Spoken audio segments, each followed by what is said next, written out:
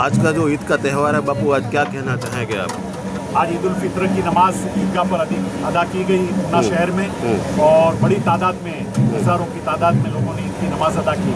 और ईद के मौके पर हम पूरी दुनिया को पैगाम देना चाहते हैं कि पूरी दुनिया में आज फितना और फसाद फैला हुआ है, और मिडिल ईस्ट में जो इजराइल, ईरान और अमेरिका का युद्ध हो रहा है, उसके लिए हमने प्रे किया है, दुआ की है कि युद्ध किसी तरीके से बंद हो जाए, ताकि पूरी दुनिया के लोग जो है वो अमन और सुकून के साथ अपनी ज़िंदगी गुजारे।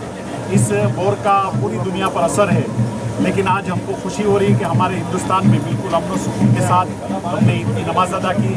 ये हमारे लिए प्राउड की बात है। जी, थैंक यू। ઉના તાલુકાના દરેક સમાચાર તથા લોકલ સમાચાર જોવા માટે અમારી ઉના ન્યૂઝ ચેનલને સબસ્ક્રાઈબ કરો અને વધુ પડતું શેર કરો। ત્યારે આ પબ્લિક એપમાં જોતા હોય તો અમારી આઈડી ફોલો કરો, અને ફેસબુકમાં આ સમાચાર જોતા હોય તો અમારી આઈડી ફોલો કરો। ત્યારે દરેક સમાચાર આપના સુધી। ધન્યવાદ।